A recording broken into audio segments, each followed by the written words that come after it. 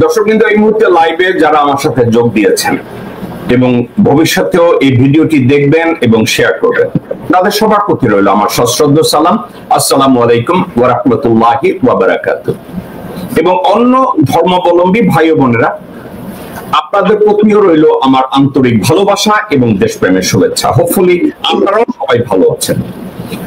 দর্শক বিন্দু, আজকের দুই তিনটা ইম্পর্টেন্ট বিষয়, খুবই ইম্পর্টেন্ট বিষয় আপনাদের সাথে আমি আলোচনা করি। এখন এই দুই তিনটা বিষয় কি?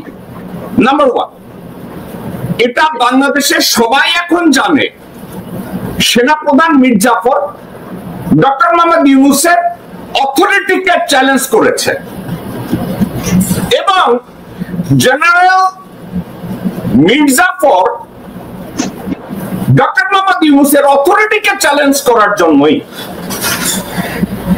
জুলাই সনদ পাঠের মধ্যে ডক্টর মোহাম্মদ ইউনূস বিডিআর পিলখানার সাবজেক্টটা টানতে পারে না, শাপলা চত্বর হত্যাকাণ্ড টানতে পারে নাই। কেন পারে নাই? একটা কারণে পারে নাই। সেনাপ্রধান মীর জাফর বলেছে এই দুইটা সাবজেক্ট টানলে এইসব জুলাই টুলাই সনদ আমি মাঠলো দেব, আমি এই করব, এবং তার সাথে যোগ দিয়েছে বাংলাদেশের নাফরমান মুনাফেক ভারতীয় তর্পি বাহকরা। উনি এই দুইটা সাবজেক্ট নিয়ে কথা বলতে পারেন নাই। এবং উনি যখন জুলাই সনদ পাঠ করে, এনসিপি তথাকথিত যোদ্ধারাও ঢাকা ছিল না। দুইটা সেনাপ্রধান মীর জাফরের সত্যিকার অর্থে শক্তিটা কি? ডক্টর মোহাম্মদ ইউনূসের অথরিটিকে চ্যালেঞ্জ করার জন্য সেনাপ্রধান মীর জাফরের সত্যিকার অর্থ কি বড় বড় গান আর বন্দুক? নো, কারণ ওগুলো অপার্য। পৃথিবীতে আপনারা একটা জিনিস আপনাদেরকে বুঝাই, সবার অনেক কান্ট্রিতে নিউক্লিয়ার ওয়েপন আছে। অ্যাজ অফ টুডে, দ্বিতীয় বিশ্বযুদ্ধের পরে নিউক্লিয়ার ওয়েপন কে ব্যবহার করছে? কেউ করে না। সব আছে অনেক কান্ট্রিতে, কিন্তু নিউক্লিয়ার ওয়েপনের ব্যবহার হচ্ছে না। সেনাপ্রধান মীর জাফরের কাছে অনেক আগ্নেয়াস্ত্র আছে, কিন্তু এটা ব্যবহার করার মতো হ্যাডাম, ট্রেনিং, দূরদর্শিতা অথবা এটার ব্যবহার করার মতো ক্ষমতা ওয়াকারের নাই। তাহলে ওয়াকারের ক্ষমতা কি? ওয়াকারের মেইন ক্ষমতা, মেস্টেসি পাওয়ার। আপনাদেরকে বলি, ক্যাবিনেটের সবচেয়ে শক্তিশালী মন্ত্রণালয় স্বরাষ্ট্র মন্ত্রণালয়, ওটা যার নিয়ন্ত্রণে থাকে, পুলিশ যার নিয়ন্ত্রণে থাকে, বিজেপি যার নিয়ন্ত্রণে থাকে, এবং ইন্টেলিজেন্স এজেন্সিগুলো যার নিয়ন্ত্রণে থাকে, he become the most powerful. Doctor Mohammad ইউনূসের পাশে কতগুলা ল্যাঙ্গট পরা হারামজাদা আছে। এই হারামজাদা নপুংসক, এরা কি জানে? এরা কি জানে কাহিনী কি? এরা জানে না, এদের কোনো ধারণাও নাই। আরেকটা বিষয় নিয়ে কথা বলবো। বিএনপির এক সময় সেনাপ্রধান ছিল 2002 সালে। চিটাগংয়ে একটা ড্রামা করা হয়েছে জনসমক্ষে, কেউ টেরও পান নাই। কাহিনী কি? ওখানে একটা ড্রামা হয়েছে, আমি এই ড্রামাটা নিয়েও কথা বলবো, যার সাথে সেনাপ্রধান মীর জাফর জড়িত। এখন দেশের সার্বিক পরিস্থিতিতে ডক্টর মোহাম্মদ ইউনূস যদি তার পাওয়ার কনসলিডেট করতে না পারে, এত জনসমর্থন থাকার পরেও, ঠিক বিএনপির ভারপ্রাপ্ত চেয়ারম্যান এত জনসমর্থন থাকার পরেও তার ল্যাঙ্গট পরে, রয়ের সাপোর্ট দরকার, ল্যাঙ্গট পরে ভারতীয় সাপোর্ট দরকার, ল্যাঙ্গট পরে রয়ের আশীর্বাদ নেওয়া দরকার, আওয়ামী লীগের পাছায় তেল মাখা দরকার। ঠিক doctor Mohammad Yunus become one of them. সে কারো পাছায় তেল মারে নাই, কিন্তু এত জনসমর্থনকে কাজে লাগাতে পারে নাই। তার একটা যুক্তি আছে, ওয়েল আমি 100% অ্যাচিভ করতে পারবো না, এটা ডক্টর মোহাম্মদ ইউনূসের যুক্তি। আমি 100% অ্যাচিভ করতে পারবো না, কিন্তু আমি 70% অ্যাচিভ করব। আমি কি ওইটার সাথে একমত? জি, আমি একমত। 100% অ্যাচিভমেন্ট কোন সরকারের দ্বারা সম্ভব না। ডক্টর মোহাম্মদ ইউনূস যেই গ্যারাকল তৈরি করেছেন, ওই গ্যারাকলে পড়ে সেনাপ্রধান মীর জাফরকে তার অথরিটিকে চ্যালেঞ্জ করে সে পুরো প্রতিরক্ষা মন্ত্রণালয় পাওয়ারকে উনি কনসলিডেট করতে পারে নাই। স্বরাষ্ট্র মন্ত্রণালয়ের ক্ষমতাকেও উনি কনসলিডেট করতে পারে নাই।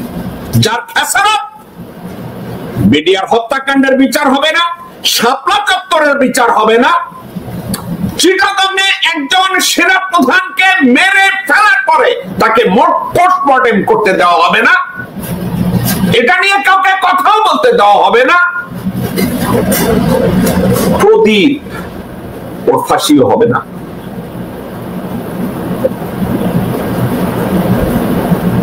ডক্টর মোহাম্মদ ইউনূস আমাদেরকে, আপনাকে, সবাইকে যদি বুঝায় যে আমি 100% অ্যাচিভ করতে পারবো না, কিন্তু 75-80% পারবো।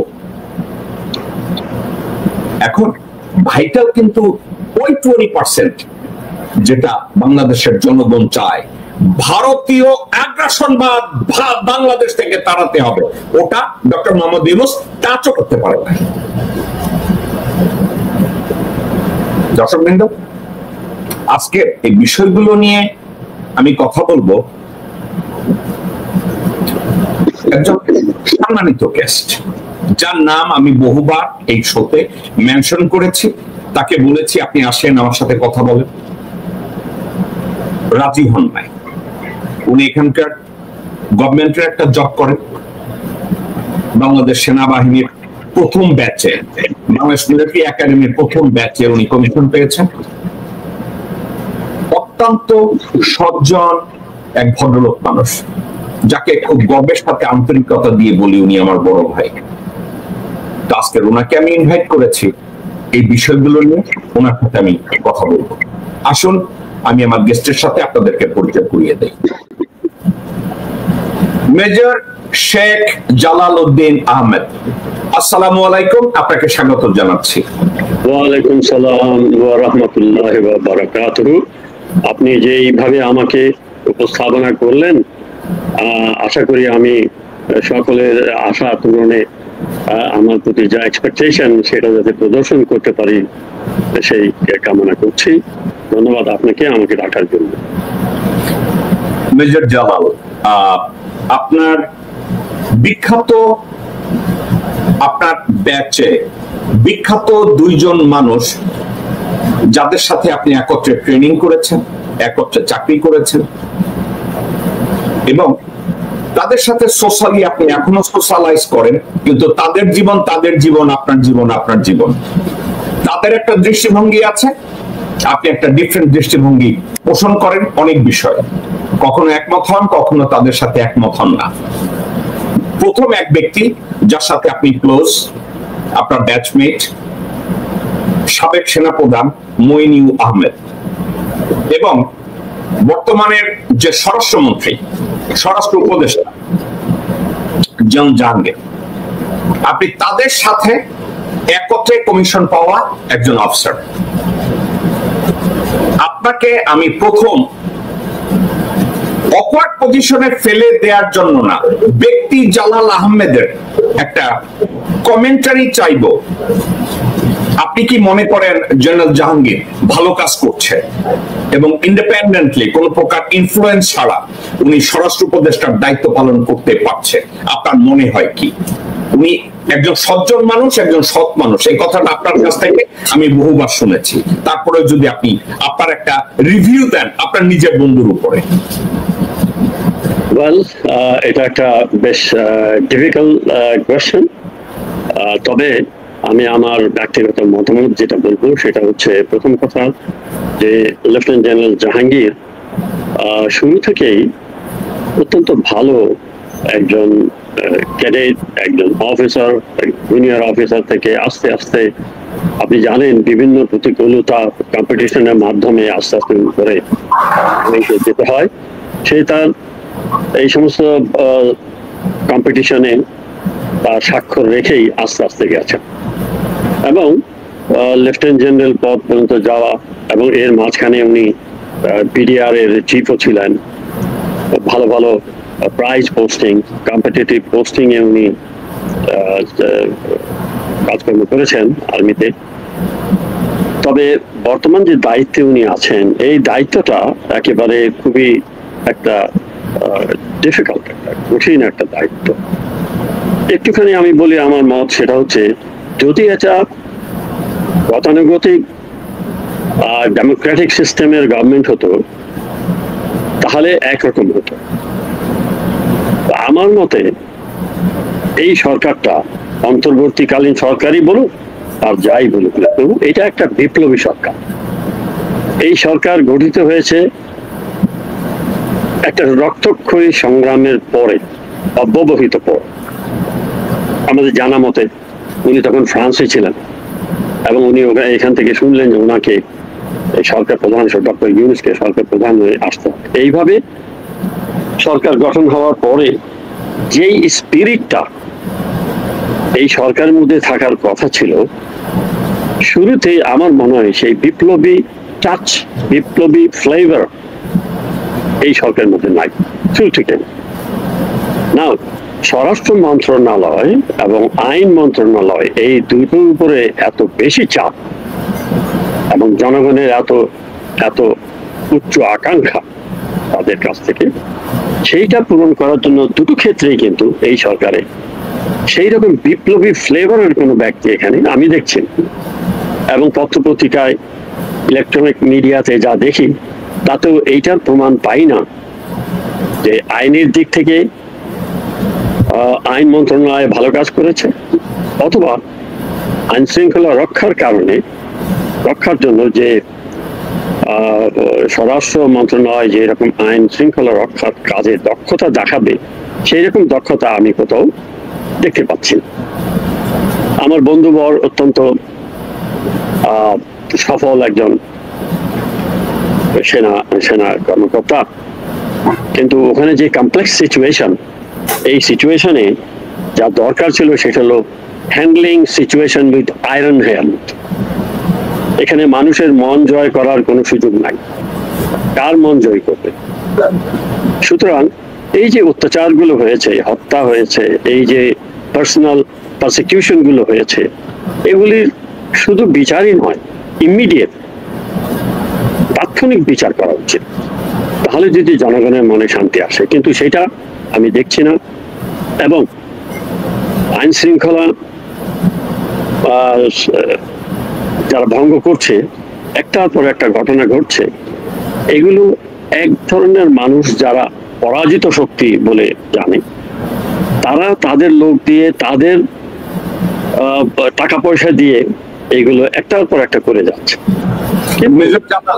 মেজর জালাল, সাবজেক্টটা কি এটা হতে পারে যে যে এলিমেন্টটা ওনার দরকার, ইন্ডিপেন্ডেন্টলি একজন মানুষ দেখে যে দেশের সংবিধান অনুযায়ী এই বিচারগুলো করা দরকার, কিন্তু প্রোটোকলে উনি পেরে উঠছেন না, ওনাকে আটকে দেওয়া হচ্ছে যে এরপরে এখানে যাওয়া যাবে না। সাবজেক্টটা কি, ওনাকে আপনি যতটুকু চিনেন ব্যক্তি হিসাবে, উনি দেখার পরে কাজ করবেন না এমন মানুষ তো উনি না। শুধু আপনি না, আমাকে আরো কয়েকজনে বলেছে যে মানুষ হিসাবে সে সৎ, কিন্তু তাকে যদি বলে দেওয়া হয় এটা তুমি ক্রস করবা না, আপনি মনে করেন কিনা ওটা ক্রস করার ক্ষমতা বা হ্যাডাম, উনি বলবে হেল উইথ মাই জব, তুমি আমারে করতে দিতেছো না, আমি এখান থেকে গেলাম। এখন এটাও করতে পারে। On the other hand, theory of Confucius, এখন উনি যদি রাগ হইয়া চলে যায় তাহলে দেশের জন্য তো করার আর ওনার কোনো সুযোগ নাই। এই বয়সে তো আর উনি রাজনীতি করবে না। আপনি আমার এই মন্তব্যটা কিভাবে ইভালুয়েট করবেন? না, আপনি সঠিক ধরেছেন। সেটা হচ্ছে যে আমি তো ওর ক্ষমতা গ্রহণের পরে ওর সাথে তো এইভাবে যোগাযোগ হয় না। আর তবে কর্মক্ষেত্রে যা দেখছি, সিচুয়েশন যেভাবে হ্যান্ডেল করছে, তাতে মনে হচ্ছে তার কোথাও যেন একটু বাধ্যবাধকতা আছে, যেটা আমরা অদৃশ্য, আমরা সঠিকভাবে জানি না। আমি শুধু অনুমান নির্ভর বলতে পারছি যে সে যেহেতু পিওর সোলজার এবং সে ঠিক কাজ করেই যাবেন, সঠিক কাজটা করে যাবেন কোন রকমের বাধা ছাড়া। কিন্তু আমার মনে হচ্ছে কোথাও কঠিন কিছু পদক্ষেপ নিতে গেলে তার অদৃশ্য কোনো বাধ্যবাধকতা থাকতে পারে। সাবজেক্টটা কি এটা হতে পারে যে একজন ব্রিগেড কমান্ডার তার G2 অথবা BM কে অ্যাসাইন করেছে কোনো একটা কাজে, কিন্তু তার ডিরেক্টিভ নিতে হয় কমান্ডার থেকে? সাবজেক্টটা কি উনি ওই চেইন অফ কমান্ড যেটা উনি ওটার উপরেই দাঁড়ায় আছেন, আপনি বলতে চাচ্ছেন?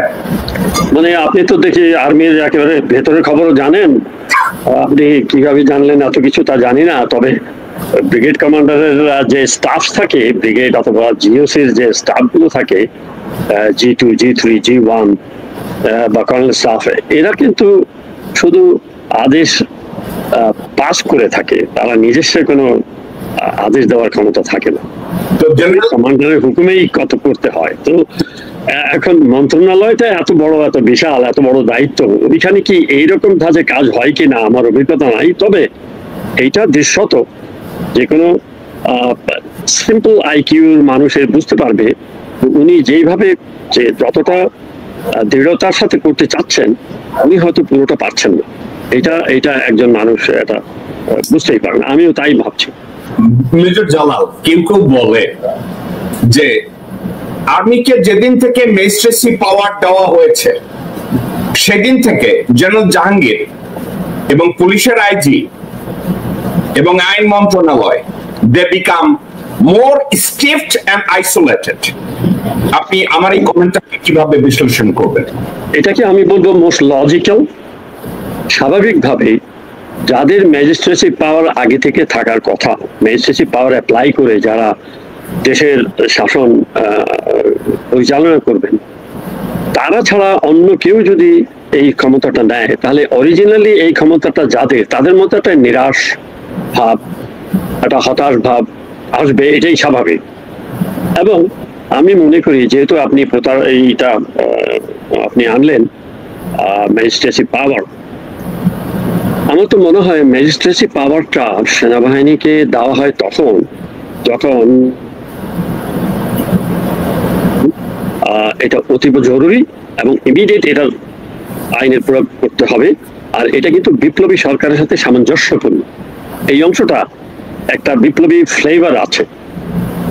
কিন্তু কর্মক্ষেত্রে দেখা গেল, আমি তো বিভিন্ন নিউজে খবরে দেখি না যে ম্যাজিস্ট্রেসি পাওয়ার অ্যাপ্লাই করে প্রয়োগ করে ভালো কোনো রেজাল্ট কোথাও পেয়েছে। এবং এটা মনে হয় যেন দেওয়া হয়েছে, আশা ছিল খুব ভালো রেজাল্ট হবে, তা হয়নি। কি কারণে হয়নি আই ডু নট নো। এবং প্রথমে এটা সেনাবাহিনী কমিশন প্রাপ্ত অফিসারদের উপরে দেওয়া হয়েছিল সেনাবাহিনী, পরবর্তীতে বোধহয় এয়ারফোর্স এবং নেভি তারাও বলেছে আমরাও তো সশস্ত্র বাহিনী, তো আমাদের কেন দেওয়া হবে না, পরে তাদেরও দেওয়া হয়েছে। অলদো তাদেরকে খুব একটা গ্রাউন্ডে দেখা যায় না প্রয়োগ করতে। বাট আমি সার্বিকভাবে বলবো ম্যাজিস্ট্রেসি পাওয়ারটা দেওয়ার যে উদ্দেশ্য, এটা সফলতা আমি দেখি নাই, এটা পাওয়ারটা নিয়েই বসে আছে। মেজর জালাল, আপনি অত্যন্ত পড়ুয়া একজন মানুষ। আমি অ্যাটলিস্ট আপনাকে আমি যতদিন ধরে চিনি, আপনাকে আমি হজ বরল আমাদের বাংলাদেশি কালচারের কোনো মানুষ হিসাবে না, অত্যন্ত সচেতন এবং পড়ুয়া একজন মানুষ হিসাবে আপনাকে আমি জানি। পৃথিবীতে বিভিন্ন দেশে, স্পেশালি অনুন্নত দেশগুলো যেখানে মার্শাল ল দেওয়া হয়, একমাত্র ওই দেশগুলোতে মিলিটারিরা ম্যাজিস্ট্রেসি পাওয়ারটাকে অ্যাকোয়ার করে সংবিধানকে বাইপাস করে, সংবিধানটাকে for the time being suspend করে তারা ম্যাজিস্ট্রেসি পাওয়ারটা টেক ওভার করে। বাংলাদেশে আমি তো দেখি না সংবিধানটাকে বাইপাস করা হয়েছে। একদিকে বলে সংবিধান সংবিধানের জায়গায় থাকবে, এটা আমাদের কোরআন, আবার খুব ফানি ওয়েতে ভারতীয় তল্পিবাহক সেনাপ্রধান মীর জাফরকে শক্তিশালী করার জন্য এবং আওয়ামী লীগ, যুবলীগ, ছাত্রলীগ, কুত্তা লীগ, হারামজাদা লীগ এবং হাসিনা শেখ তাদের সার্ভাইভালের জন্য আর্মিকে ম্যাজিস্ট্রেসি পাওয়ার দেওয়া হইল। সাবজেক্ট একটু কন্ট্রাডিক্ট করলো না? আপনি আপনার দৃষ্টিভঙ্গি যে তা অবশ্যই অবান্তর নয়, এটার মধ্যে বলার অপেক্ষায় রাখে যে এরকম একটা সম্ভাবনা থাকে। তবে কথা হচ্ছে যে আমি আগেই বলেছি যে ম্যাজিস্ট্রেসি পাওয়ার দেওয়ার জন্য যে সুফল এই সরকারের জনগণের জন্য পাওয়ার কথা ছিল সেটা দৃশ্যত হয়নি। এটা অবশ্যই আমি আপনার সাথে একমত, কিন্তু ধরেন আমি আর আপনি আলোচনা করলাম, আমি আর আপনি একটা বিতর্কে গেলাম এবং বিতর্কে গিয়ে আমরা বললাম যে ম্যাজিস্ট্রেসি পাওয়ারটা মিলিটারিকে তখনই দেওয়া হয় দেশে যখন মার্শাল ল হয় এবং যখন সংবিধানটাকে উইথহ্যাল্ড করা হয় ফর দ্য টাইম বিং। এছাড়া আর্মিকে ম্যাজিস্ট্রেসি পাওয়ার দেওয়ার কোন বিধান রাষ্ট্রবিজ্ঞানে অথবা আইনে পৃথিবীর কোন দেশে আজ অবধি দেওয়া হয় না। আমি আপনার একটা উদাহরণ দিয়ে বলি। একটা কান্ট্রি আছে আফ্রিকায়, ওটার নাম বার্কিনা ফাসো। বার্কিনা ফাসোতে ইব্রাহিম ট্রাওরে যখন মিলিটারিকে ম্যাজিস্ট্রেসি পাওয়ারের কথা বলল, আপনি কি জানেন উনি প্রথমে বলছে magistracy power army can take it, at the same time we have to withhold। এটার কি বলে, মানে সাময়িকভাবে যদি কনস্টিটিউশনকে বাইপাস করে, ইংরেজি শব্দটাকে এই মুহূর্তে আমার মাথায় আসতেছে না, সাময়িকভাবে সাসপেন্ড করে, দেন একমাত্র ইব্রাহিম ট্রাওরে বলছে আমরা ম্যাজিস্ট্রেসি পাওয়ার নেব। এবং এটা নিয়ে আলাপ আলোচনা করার জন্য আপনি শুনলে অবাক হবেন, উনি বিশ্ববিখ্যাত কয়েকজন আইনজ্ঞ including one of the former secretary general of United Nations, তার সাথে উনি কনসাল্ট করেছে যে আমি যা বলি, ইব্রাহিম ট্রাওরে বলছে আমি যেটা বলি এটা ঠিক কিনা, এবং ওনাকে অনেকে বলছে জি, কনস্টিটিউশন যদি বাইপাস না করে, ওটাকে যদি সাময়িকভাবে সাসপেন্ড না করে, ম্যাজিস্ট্রেসি পাওয়ার আর্মি নিতে পারে না, এটা অবৈধ, আন্তর্জাতিক আইনের পরিপন্থী। এখন বাংলাদেশে যদি একটা ইউনিক সিচুয়েশন হয়, আমি বললাম বাংলাদেশে একটা ইউনিক সিচুয়েশন, আমি আর আপনি যদি ধরে নেই একটা বিপ্লব হয়েছে, ওকে, পৃথিবীর কোন দেশে আপনি কি এমন কোন বিপ্লবের কথা শুনেছেন যে সংবিধান অনুযায়ী বিপ্লব হয়েছে এবং সেই পুরানো সংবিধান এখনো আছে, এমন কি কথা শুনেছেন? এখানে আমি বলবো এটা একটা আজব মিশ্রণ বাংলাদেশের, এই যে চেঞ্জ অফ গভর্নমেন্ট যেটা হলো এখানে। এখন আমি এই জন্য বলছিলাম যে বিপ্লবী সরকার বটে, কিন্তু বিপ্লবী ফ্লেভার নেই। আপনি যে ইব্রাহিম ট্রাওরের কথা বললেন, this young gentleman is such a personality that ওর সাথে আমাদের কারো এখানে কারো তুলনা হবে না। যে এমন এমন বোল্ড স্টেপস নিয়েছেন তার দেশের জন্য, সারা পশ্চিমা দেশ তার ভয়ে কাঁপছে এই অবস্থা। আমাদের কারোর মধ্যে ওই রকম দেশপ্রেমও নাই, ওরকম সাহসিকতাও নেই। হাউএভার ম্যাজিস্ট্রেসি পাওয়ারটা সাধারণত ওই সব ক্ষেত্রে দেওয়া হয় যখন সংবিধান সাসপেন্ডেড হয়, এবং এটা সাময়িক একটা পদক্ষেপ। কিন্তু আমাদের এখানে দেখেন, একবার বলা হচ্ছে যে সংবিধান সম্মানিত রাখতে হবে till the time Democratic government এসে একটা নতুন সংবিধান রচনা করে অথবা অ্যামেন্ড করে যাই করুক। আবার এদিকে বিপ্লবী সরকার, আবার ওইদিকে সংবিধানের কারণে রাষ্ট্রপতিকে কিছু পদে বহাল থাকতে হবে। তো এই যে একটা মিশ্রণ, এটাকে অনেকটা ইংরেজিতে বলে না, নাইদার এ কাউ নর এ বুল। তো আমাদের কিন্তু এটা এরকমই একটা অবস্থা হয়েছে। সেই জন্য এটা বিপ্লবী সরকারও নয়, গণতান্ত্রিক সরকারও নয়, এটা একটা খিচুড়ি সরকার, মিশ্রণ। আমি এটা বলতেই হবে আমাকে, কারণ আমি আমার নিজস্ব মতামত বলছি এই সমস্ত বিষয়ের আলোকে। আর কোনো দেশে কিন্তু সংবিধান রেখে সেনাবাহিনীকে ম্যাজিস্ট্রেসি পাওয়ার দেওয়ার নজির নেই। আপনি ঠিকই বলেছেন। বাংলাদেশ এই ক্ষেত্রে একটা নজির স্থাপন করলো, অন্যরা হয়তো ফলো করবে পরে। না, ফলো কেউ করবে না, কেউ করবে না। এবার আপনাকে আরো একটা কথা বলি। আমি বলেছি যে যদিও স্ট্যান্ডার্ড প্রোটোকল অনুযায়ী স্বরাষ্ট্রমন্ত্রীর চেয়ে পররাষ্ট্রমন্ত্রীকে অগ্রাধিকার দেওয়া হয় প্রোটোকল অনুযায়ী, কিন্তু দেশের ল এনফোর্সমেন্ট এন্ড জুডিশিয়ারিকে কভার করে একটা মন্ত্রণালয়, যার জন্য এটা অত্যন্ত পাওয়ারফুল একটা মন্ত্রণালয়, সেটা হচ্ছে স্বরাষ্ট্র মন্ত্রণালয়। এবং স্বরাষ্ট্র মন্ত্রণালয়কে যদি কেউ নিয়ন্ত্রণ করে সে হয় মোস্ট পাওয়ারফুল পারসন। আমি যদি বলি ডক্টর মোহাম্মদ ইউনূসের সামনে ডক্টর আসিফ নজরুল এবং আওয়ামীপন্থী ভারতীয় দালালরা ম্যাজিস্ট্রেসি পাওয়ারটা ওয়াকারকে দিয়েছে ইন্টেনশনালি। উইদাউট ম্যাজিস্ট্রেসি পাওয়ার ওয়াকারের সামর্থ্য ছিল না ডক্টর মোহাম্মদ ইউনূসের সিদ্ধান্তকে চ্যালেঞ্জ করার, তার অথরিটিকে চ্যালেঞ্জ করার বা কোন সাবজেক্টে ম্যানিপুলেট করার। এই ম্যাজিস্ট্রেসি পাওয়ারটা মিলিটারিকে দেওয়ার পরে Waker become real leader of Bangladesh, যা ইউনূসকে ওভাররুল করে। আমি আপনাকে একটা 1 মিনিটের গল্প দিলে আপনি হেসে দিবেন। একটা মুভি ছিল, আল পাচিনোর একটা মুভি ছিল মেয়র। আল পাচিনোর একটা মুভি ছিল mayor.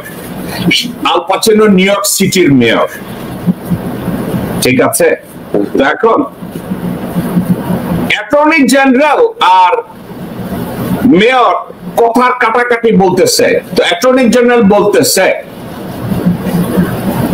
I would like to have judiciary to take action against your activities, Mayor.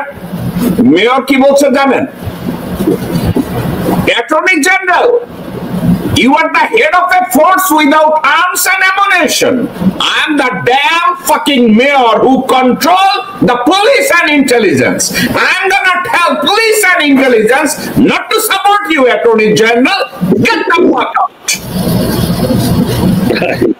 আপনি যদি মুভিটা দেখেন আপনি এনজয় করবেন, আপনি বলবেন কি বলেন, হ্যাঁ আল পাচিনো জানেন এই ধরনের রোলগুলা তুখর ভাবে করে। এখন বাংলাদেশে ডক্টর ইউনূস বা আসিফ নজরুলেরা কি এই মুভি দেখছে কিনা জানি না, একটু লেখাপড়া জানে না যে ম্যাজিস্ট্রেসি পাওয়ার আসিফ নজরুল কন্ট্রোল করে আইন মন্ত্রণালয়। ডক্টর মোহাম্মদ ইউনূস কি এতটা naive not to understand that fucking Walker is going to have a magistracy power and fucking Dr. Asif Nazrul is going to be inside the pocket of General Walker, and there is 110% possibility he is going to challenge the authority of the interim government. আমি যে কথাটা বলছি আপনার কাছে কি কথাটা logical মনে হয় না কথাটা ইলজিক্যাল মনে হয়? আমার কাছে লজিক্যাল মনে হয়, সেই জন্য আমি একটা ছোট্ট উদাহরণ টানবো প্লিজ। বাংলাদেশে তখন রাষ্ট্র ক্ষমতায় ছিলেন জেনারেল এরশাদ, প্রেসিডেন্ট জেনারেল এরশাদ। ওই সময় একজন সেক্রেটারি ছিলেন অত্যন্ত মেধাবী, অত্যন্ত রেসপেক্টফুল, অত্যন্ত অভিজ্ঞ। ওনার নাম ছিল কাজী জালালউদ্দিন আহমেদ। ওনার সাথে আমার ঘটনাক্রমে আমার খুব আন্তরিকতা ছিল। আমি ওনার বাসায় যেতাম, আসতাম, উনি অনেক কথাবার্তা বলতেন অভিজ্ঞতার আলোকে।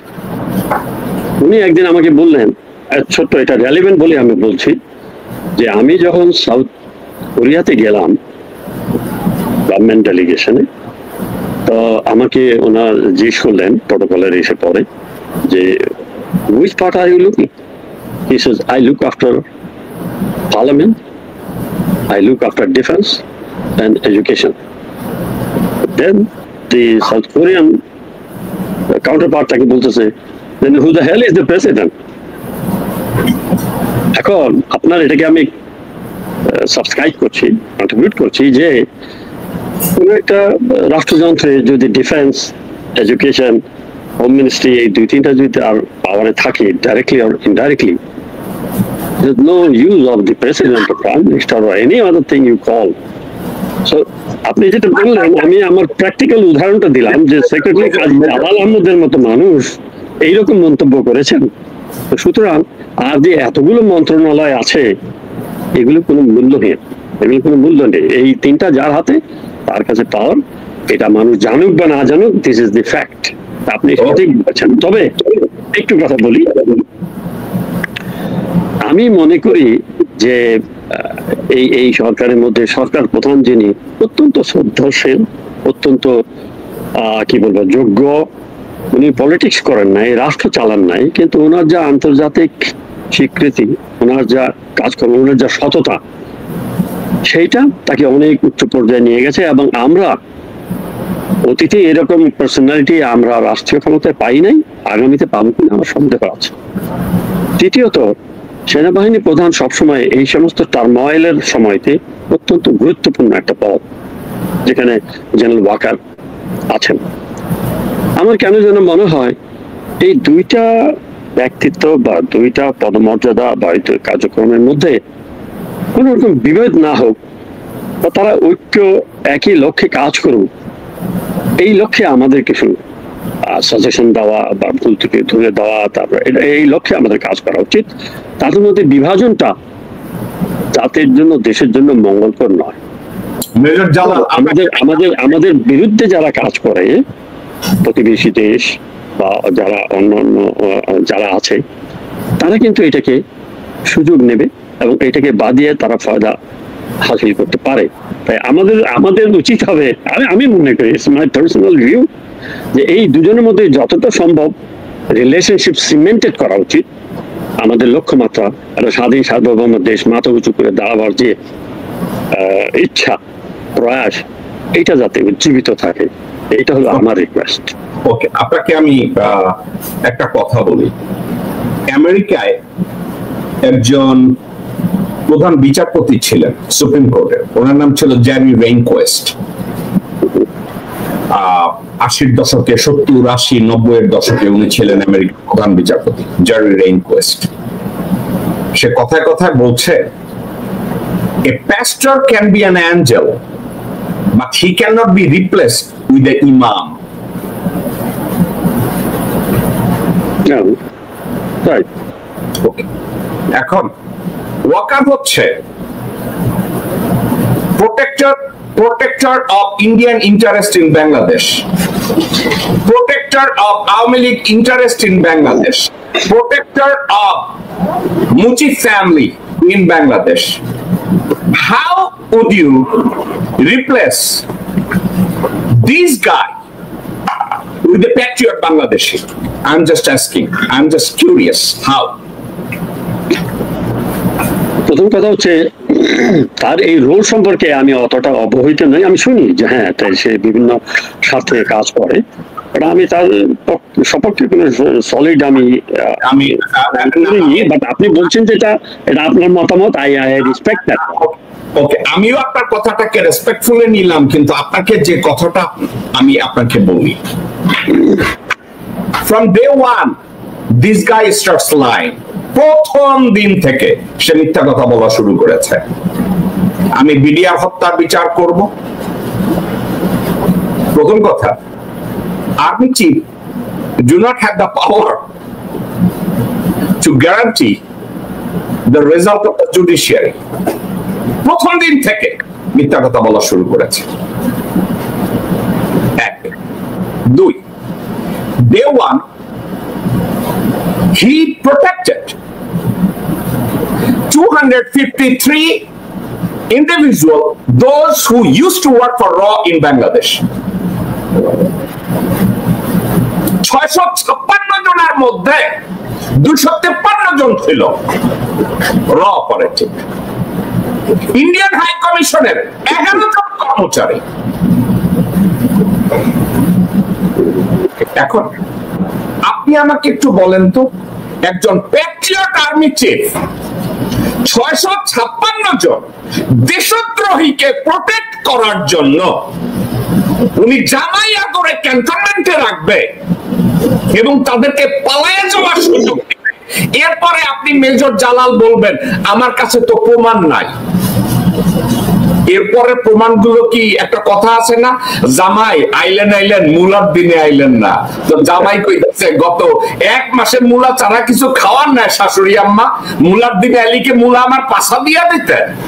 তো এখন জেনারেল ওয়াকার ভারতের কল্যাণকামী কিনা, আওয়ামী লীগের কল্যাণে কাজ করে কিনা, এটা বাংলাদেশে যদি কেউ বলে আমার কাছে আর প্রমাণ নাই, তাহলে স্বয়ং আল্লাহ তাআলা যদি কাউরে দিয়া জিব্রাইল ফেরেশতারে দিয়া ওহী পাঠায়া বলে, ধরো তোমাদের কাছে এই একটা ওহী পাঠাইলাম, general Waker is all Indian, all মুফতি শেখ, অল ছাত্রলীগ যুবলীগ, এর বাইরে আর কিছু নাই। এখন এরপরেও আমি আর আপনি বলতে পারি ভাই আমরা প্রমাণ নাই বা প্রমাণ কই অথবা জানি না, এই কথাটা কেন বলি জানেন? ধরেন আপনি আর আমি জানি, জানার পরে আমরা কি করব? জানার পরে আমি আর আপনি কি করব? আমাদের সামনে দুইটা রাস্তা। যদি প্রতিবাদ করি, বাংলাদেশে গেলে এখনো তাদের এনাফ লোকজন আছে, গুলি করে আপনারা ফলাই দিব, নতুবা আবার এই ওয়াকারের তত্ত্বাবধানেও তারা করছিল। এই ওয়াকারই তো বহু জায়গায় গুম খুন করাইছে, তার সাথে জড়িত ছিল। ভাই কার দরকার আছে দেশে যাই আমি যে বলবো হ্যাঁ ভাই আমি জানি, গুলি করে ফলাই দিব, তো লাভটা কি? তো এর চাইতে সহজ রাস্তা কোনটা? আমার বড় ভাই জালাল আহমেদ যেভাবে বলে, জানি না, আপনি বলছেন আমি শুনলাম, এটা আপনার মতামত, এটা সেই রাস্তা। এবার আমাকে কিছু বলতে দেওয়া যাবে? Please, absolutely. আচ্ছা, প্রত্যেকটা ঘটনারই কিন্তু কয়েকটা ব্যাখ্যা থাকতে পারে, তাই না? এই যে আপনাকে দেখছি, আপনি আমাকে দেখছেন, অনেকে আমাকে দেখছে, আমাকে দেখেও কিন্তু একদল বলবে একরকম, আরেকদল আমার এই একই ছবি একই কথা শুনে বলবে অন্যরকম। সম্ভব কিনা? And there may be a third party who may say different other than these two. ঠিক সেইভাবে আমি বলি, যেই সময়তে একটা অরাজকতা চলছিল, যখন পলাতক গভর্নমেন্ট যখন পালিয়ে গেল, গভর্নমেন্ট ফল করলো, parliament gone, everything, law and order situation to the rocks, ওই সময়তে যদি নিয়ন্ত্রণহীন ভাবে চলতে দেওয়া হতো বা কেউ যদি কিছু কন্ট্রোল করতো না করতো, তাহলে রাস্তাঘাটে যাকে যেখানে পেত মারধর করে মেরে ফেলতো, পিছিয়ে ফেলতো। এটা কি যুক্তিসঙ্গত কিনা? পথে ঘাটে হত্যাকাণ্ড হতো। আচ্ছা, আওয়ামী লীগের যারা চিনত, এই জনগণ আর ছাত্র জনতার যে বিপ্লব, যে উচ্ছ্বাস, তখন বাঁধ ভাঙা অবস্থা, এবং ওগুলো ধরে পথে ঘাটে এদেরকে হত্যা করতো, পিছিয়ে মেরে ফেলতো। যদি ওরকম একটা ঘটনা ঘটতো, তাহলে বাংলাদেশটার অবস্থাই বা কি হতো? এবং অন্য রাষ্ট্র এখানে হস্তক্ষেপের একটা সুযোগও পেয়ে যেত, এবং এই অরাজকতা সহজে নিরসন সম্ভব হতো না।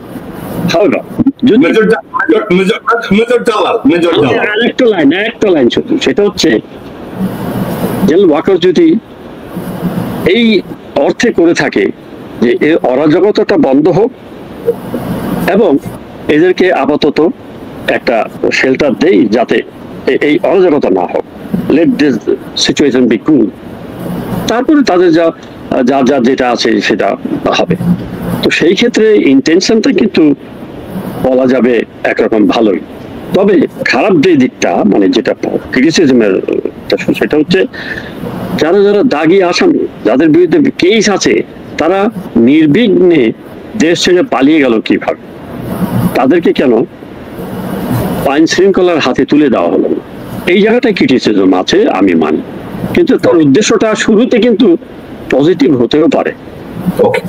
যায় না, বলা যায় না।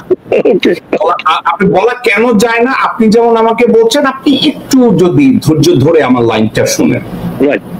653 জন লোক, তাদের প্রত্যেকটা মানুষের বিরুদ্ধে মোর দেন 10 or 20 হোমিসাইড,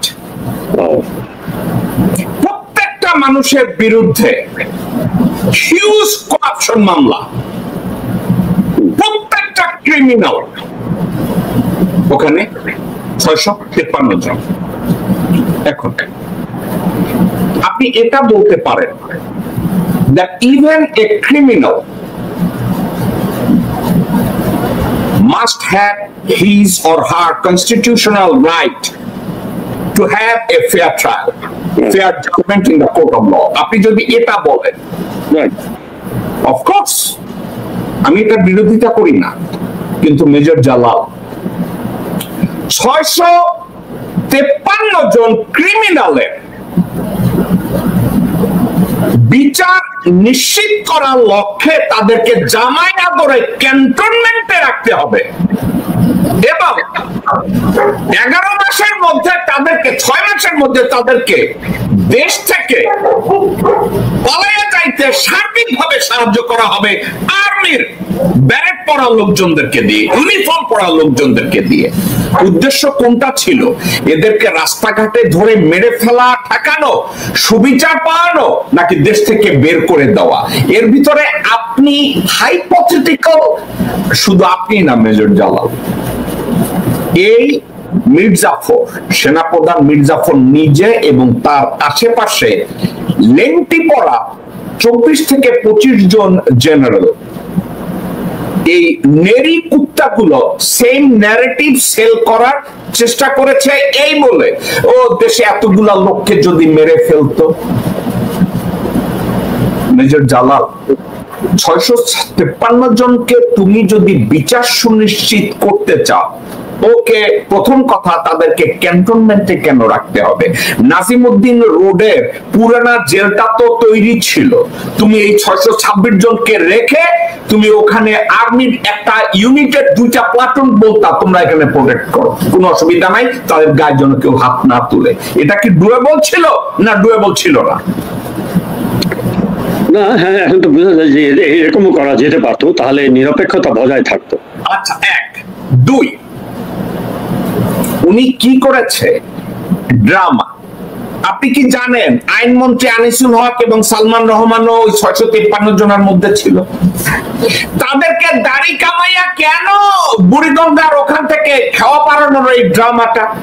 আপনি কি জানেন ইনার সার্কেল থেকে খবর আসছে ওয়াকার বলছে এইভাবে করো? কেন? কারণ তারা হাসিনার সাথে শেষ দিকে মোটেও কোঅপারেট করে নাই, এই জন্য ওয়াকার তাদের উপরে না করছিল।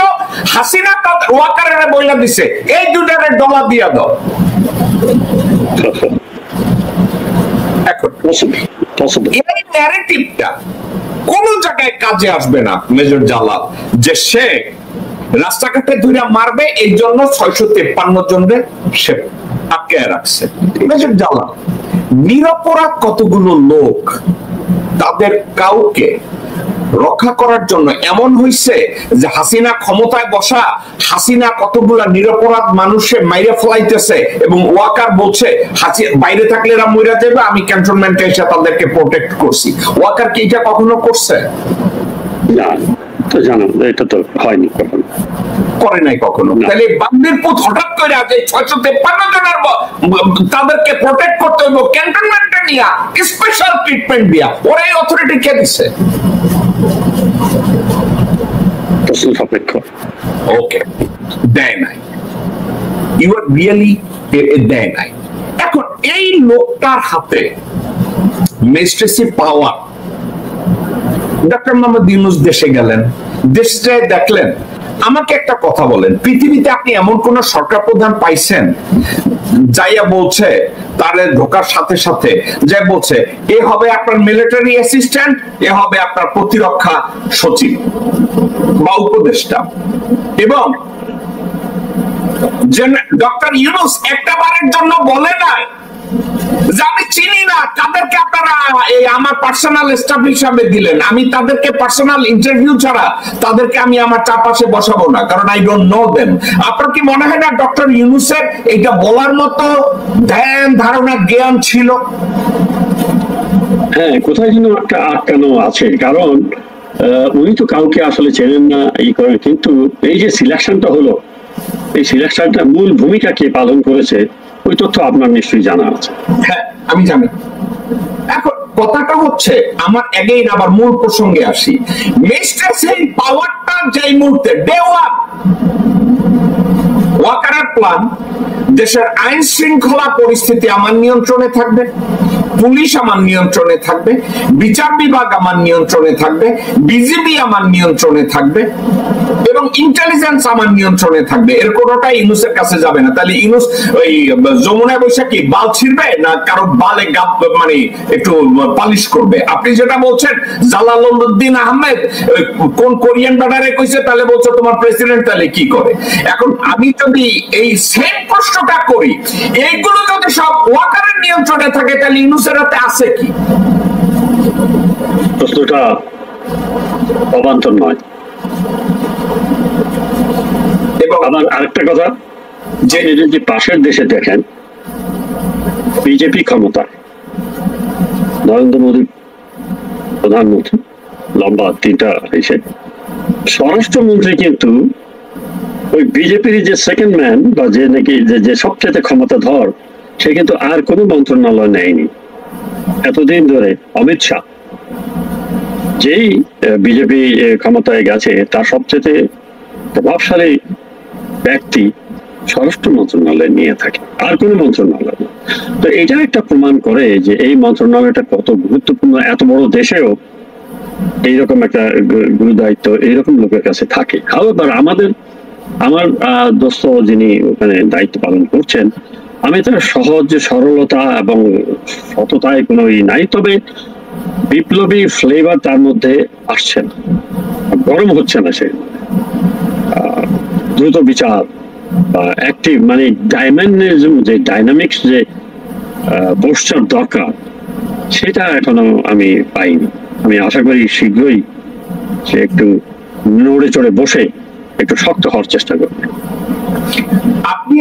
আপনি একটা কথা বলছেন যে আমাদের কিছু ক্রিটিসিজমের বাইরে কিছু সাজেশনও দেওয়া উচিত। আচ্ছা, আমি মনে করি তাই।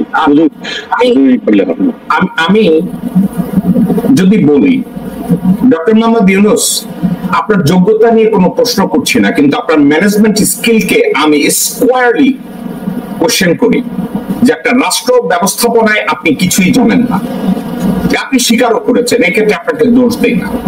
এই মুহূর্তে আপনার ক্রিটিসিজম না, আমি যদি আপনাকে বলি ডক্টর মোহাম্মদ ইউনূস, আপনার উচিত ইদার আপনি কনস্টিটিউশন রাখবেন, নতুবা আপনি ম্যাজিস্ট্রেসি পাওয়ার আর্মি থেকে উইথড্র করবেন এবং আপনার প্রত্যেকটা ইন্টেলিজেন্স রিপোর্ট ওয়াকারের কাছে না, ডক্টর খলিলের কাছে রিপোর্ট করবেন এবং আপনার আশেপাশে জেনারেল ওয়াকার এবং ডক্টর আসিফ নজরুল যত লোকজনদেরকে বসাইছে অন দা স্পট তাদেরকে আপনি ফায়ার করে দিবেন। ম্যাজিস্ট্রেসি পাওয়ার আর্মির হাতে যাবে না, কারণ আর্মির হাতে ম্যাজিস্ট্রেসি পাওয়ার দেওয়ার পরে পুলিশ তার দায়িত্ব পালনে ব্যর্থ হচ্ছে, স্বরাষ্ট্র উপদেষ্টা দায়িত্ব পালন করতে পারছে না। এবং আরেকটা কথা, ডক্টর মোহাম্মদ ইউনূস ম্যাজিস্ট্রেসি পাওয়ার আর্মির থেকে উঠায় নিয়ে স্বরাষ্ট্র মন্ত্রণালয়কে সরাসরি প্রতিরক্ষা মন্ত্রণালয়ের আওতায় দিয়ে ডক্টর মোহাম্মদ ইউনূস যদি ম্যানেজ করতে না পারে, তাহলে ওখানে সে এবং ডক্টর খলিল দুইজনে মিলে স্বরাষ্ট্র মন্ত্রণালয়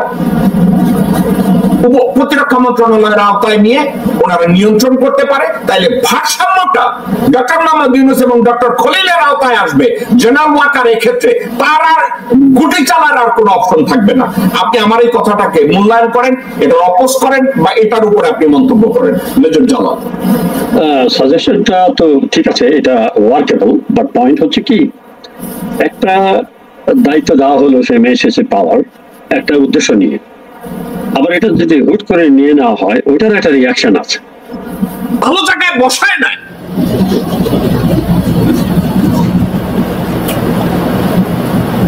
একটা লোক যদি কোনো জায়গায় মারা যায় and there wasn't any witness,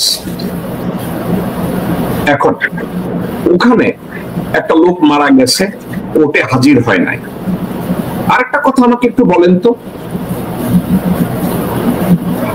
general Harun পিরাউলিয়া Gauss Qutub ছিল, উনি জানতেন উনি মারা যাবেন, এই জন্য কর্নেল বাহারের মতো খানকির ছেলেকে বলে গেছে আমি মরার লগে লগে আমার মাটি দিয়ে জন্য পোস্টমর্টেমে আবার ধরে না পড়ে, আমার একটু যেন রাষ্ট্রীয় কোনো সম্মাননা দেওয়া না হয়, তাড়াতাড়ি আমার মাটি দিয়ে দাও, সাবা মাটি দিয়ে দাও।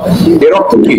জেনারেল হারুন আসলে একজন পিরাউলিয়া গাউস কুতুব, উনি জানতেন উনি কবে মারা যাবেন, এই জন্য হইলা গেছে।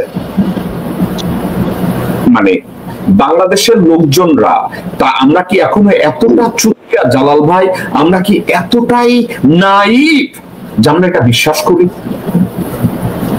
গত এক বছরে এই বাহার কয়েক ডজন টাইম জেনারেল ওয়াকারের সাথে দেখা করছে, কয়েক ডজন টাইম ভারতীয় হাইকমিশনের সাথে দেখা করছে, প্রণয় ভার্মার সাথে দেখা করছে। আর এখন এতদিন কিছু খুঁজে পায় নাই, এই মাদার চোদ হঠাৎ করে উঠে বলে মাটি মরা গেছে, তাড়াতাড়ি মাটি দিয়ে দাও। এর অর্থ কি বুঝেন? আল্লামা দেলোয়ার হোসেন সাইদি ওনার ডেড বডিকে পোস্টমর্টেম করতে দেয় নাই। এর অর্থ কি জানেন? তার অযোগ্য সন্তানেরা তার বাপের সঠিক মৃত্যু রহস্যটা পৃথিবীকে জানতে দেয় নাই।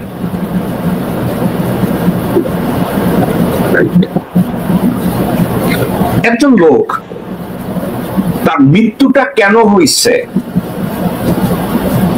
যে কোনো মানুষ, আল্লাহ না করুন আমি যদি এখন, আপনি যদি কালকে শুনেন আমি কোনো একটা হোটেলে মারা গেছি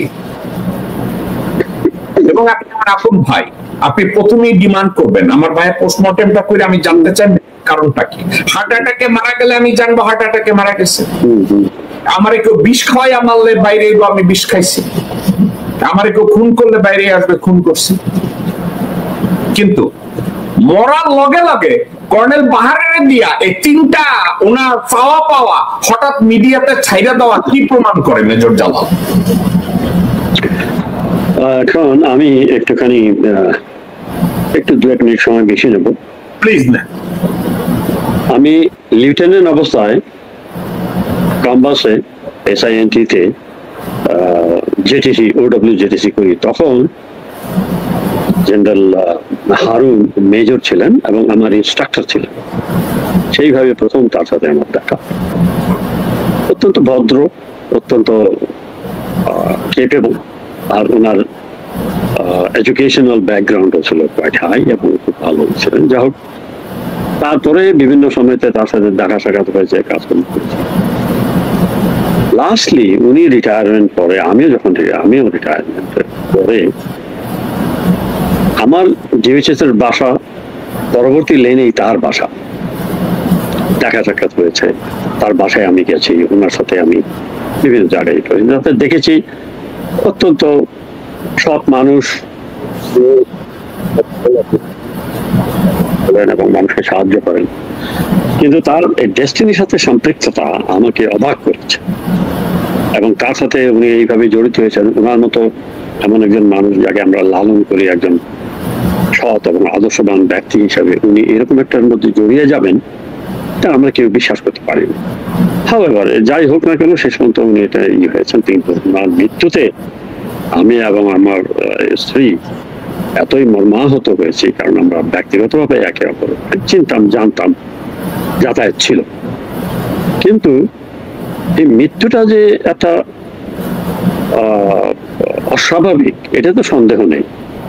উনি চলাফেরা করছেন, এমন কোন রোগ, দুরারোগ্য রোগ নেই যে তার মাধ্যমে ওনার মৃত্যু আসন্ন ছিল। এবং উনি একটা কাজে গেছেন, হাজিরা দিতে হোক যাই হোক, চিটাগাং গেছেন, ওখানে রাত্রি যাপন করেছেন, হঠাৎ তার মৃত্যু হয়ে গেল। ওকে, আল্লাহ তাআলার মৃত্যু যে কোনো সময় হতে পারে, যে কোনো মানুষের। কিন্তু স্বাভাবিকভাবে মৃত্যুর পরে যা যা হওয়া উচিত একজন সেনা কর্মকর্তা হিসাবে আমি জানি, প্রথমে তো পোস্টমর্টম হবে। Nobody should touch on that, এটা জানুক ঘটনাটা কি হয়েছে। তারপরে কি হবে, তার সম্মান অনুসারে সেনাবাহিনী তার দায়িত্ব নিয়ে রাষ্ট্রীয় সম্মান দেবে, যে যা প্রাপ্য। এবং উনি অনেক ক্ষেত্রে প্রাপ্ত, একজন বীর মুক্তিযোদ্ধা হিসাবে প্রাপ্য, একজন সেনাবাহিনীর প্রধান ছিলেন, সেই হিসাবে অনেক হিসাবে ওনার রাষ্ট্রীয় সম্মান প্রাপ্য। তারপরে কি হবে, আমাদের জন্য ওখানে তো বনানীতে কবরস্থান আছে, সেখানে সমাধিস্থ হবে। এটা হলো স্বাভাবিক নিয়ম। তো ওনার বেলায় কিছু কিছু অস্বাভাবিক হলো যে পোস্টমর্টম কেন করতে দেওয়া হবে না, এটা একটা প্রশ্ন, বিরাট প্রশ্ন। তার মানে এখানে কিছু লুকানো হচ্ছে। যদি লুকানো হয়, কার জন্য, কার স্বার্থে, অথবা কার ভয়, এটা একটা প্রশ্ন। তৃতীয় প্রশ্ন হচ্ছে, উনি তাড়াতাড়ি মাটি দিতে বলবেন এবং নসিহত করে যাবেন, আমার জন্য এটা করবে, রাষ্ট্রীয় সম্মান দিতে না মানা করে যাবেন, এইগুলো খুব একটা বিশ্বাস হচ্ছে না। কারণ তার মুখের কথা না, অন্য একজনকে উনি বলেছেন, তার আপন আত্মীয়, তার স্ত্রী পুত্র কন্যা আছে, বা আরো এরকম ঘনিষ্ঠ ব্যক্তিদের কাছে তো উনি এরকম অভিমত প্রকাশ করেছেন বলে আমরা জানছি। তৃতীয় কথা হলো, যেটা আপনি একটু আগে বলেছেন, 1 মাস আগে একটা মানুষ কি করে হঠাৎ করে বলে আমার এই হবে, তার মানে কি উনি জানতে পেরেছিলেন যে ওনার মৃত্যু হবে? যদি ওইটা হয়ে থাকে তাহলে তো একটা গভীর ষড়যন্ত্রের একটা আলামত পাওয়া যাচ্ছে, এবং ওরা কারা করতেছে সেটাও একটা প্রশ্ন আছে। হাওয়েভার আমি তার আত্মার শান্তি দোয়া করি, এবং যারা এইরকম কাহিনী যদি বানিয়ে একটা ড্রামা মঞ্চায়ন করে জাস্টিফাই করতে চায় যে এটা মৃত্যু স্বাভাবিক হয়েছে, কিন্তু আর কিছু এটার মধ্যে নাই, কোনো সন্দেহ নাই, তাদের জন্য বলবো যে এই লুকোচুরিগুলো জনসমক্ষে কিন্তু ধরা পড়ে যাচ্ছে। এই প্রত্যেকটা প্রশ্নের জবাব কিন্তু জনগণ চাইছে। এমন একজন ব্যক্তিত্ব, তাকে নিয়ে এত লুকোচুরি কেন? এখানেই একটা প্রভাব চলে আসে, ডাল মে কুছ কালা হয়। ওইটা আমি আশা করি যারা এই দায়িত্বে আছে তারা সঠিক এটা তদন্ত করে বের করবেন এবং জনগণকে জানাবেন। এটা জনগণকে জানার অধিকার আছে। সেনাবাহিনী প্রধান ছিলেন, সম্মানিত ব্যক্তি, কোন ক্ষোভে উনি বলবেন আমাকে রাষ্ট্রীয় সম্মান দেবেন? তো এটা আসলে আমার মনে হয় অনেকেরই মনে প্রশ্ন জাগাবে, এবং এটা সমাধান হওয়া উচিত। ওকে, মেজর জালাল, আমি আমার জানা মতে আপনার কোনো পলিটিক্যাল অ্যাফিলিয়েশন নাই, আমার জানা মতে। আপনি তারপরেও আপনার রাজনৈতিক করতে গেলে কারো না কারো প্রতি শ্রদ্ধাবোধ থাকতে পারে। যেমন আমার আমার ব্যক্তিগতভাবে আমার শ্রদ্ধা রয়েছে, ভালোবাসা রয়েছে। নওয়াব স্যার সলিমুল্লাহর প্রতি আমার শ্রদ্ধাবোধ আছে, মাওলানা ভাসানীর প্রতি আমার শ্রদ্ধাবোধ আছে, একে ফজলুল হক তার প্রতি আমার শ্রদ্ধাবোধ আছে, মুজিব শেখ তার প্রতি আমার শ্রদ্ধাবোধ নাই। এটা যদি বলি ভুল বলা হবে, কারণ বাংলাদেশের স্থপতি যাদের জন্য বাংলাদেশ প্রতিষ্ঠা হয়েছে, উনি একটা ইম্পর্টেন্ট চরিত্র, যার জন্য ওনার প্রতি আমার শ্রদ্ধাবোধ আছে। কিন্তু আধুনিক বাংলাদেশকে রাষ্ট্র হিসাবে মূল্যায়ন করার জন্য আমার সবচেয়ে বেশি শ্রদ্ধাবোধ এবং ভালোবাসা রয়েছে মরহুম রাষ্ট্রপতি জিয়াউর রহমানের উপরে। এখন হাসিনার শাসন আমলে এই শ্রদ্ধাবোধটাকে এমন একটা পর্যায়ে নেওয়া হয়েছে, সেখানে মুজিব শেখকে বানানো হয়েছে খোলাফায়ে রাশিদিনদেরকেও, পারে তো ওনাকে নবী বানায়া দেয়। এখনো দেখা যায় এই যুগে বিএনপি এখনো সরকার গঠন করে না, কিন্তু বিএনপির কিছু লোকজন তারেক রহমানকে একেবারে ফেরেশতা পর্যন্ত বানায় দেয়। আমি একটা নেরি ল্যাঙ্গট পরা হারামজাদার একটা বক্তব্য আপনাকে শুনাইতে চাইতেছি। বিএনপির ভারপ্রাপ্ত চেয়ারম্যান জনাব তারেক রহমান সাহেব নেলসন ম্যান্ডেলা হ্যামিনিয়লের ভাসিওয়ালাকেও ছাড়িয়ে গিয়েছে। জনাব তারেক রহমান নাকি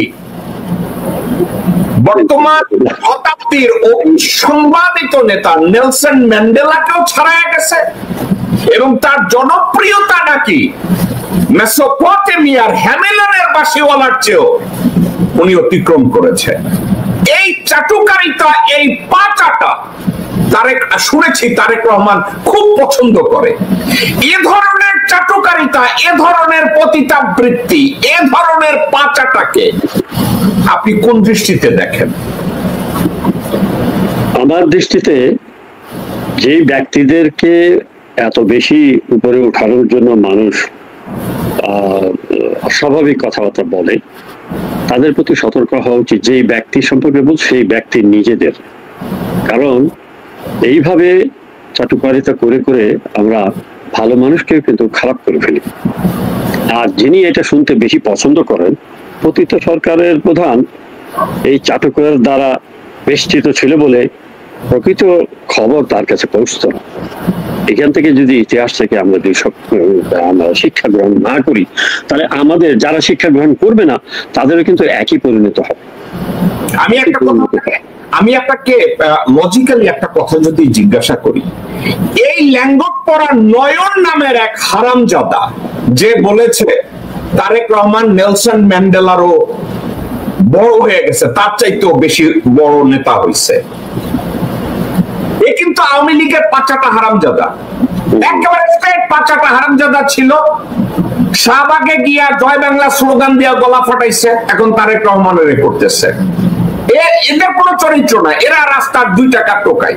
কিন্তু ব্যক্তি হিসাবে আপনাকে যদি এই টোকাইয়ের কথাটাকে আমি যদি আপনার কাছে দেই, আপনার বা আমার কথা বাদ দেন, আমারটা আমি বলবো, আপনার জীবনে কোনোদিন এই দুঃসাহস দ্বারায় সচেতন ভাবে যে আমরা তারেক রহমানের নেলসন ম্যান্ডেলার সাথে তুলনা করব?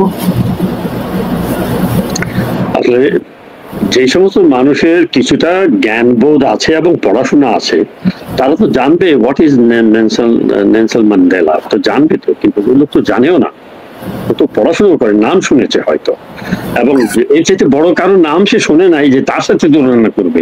কারণ তার এই ক্ষমতায় আসলে, তারেক জিয়া ক্ষমতায় আসলে তার আশেপাশে থাকতে হবে, দ্যাটস ইজ এইম।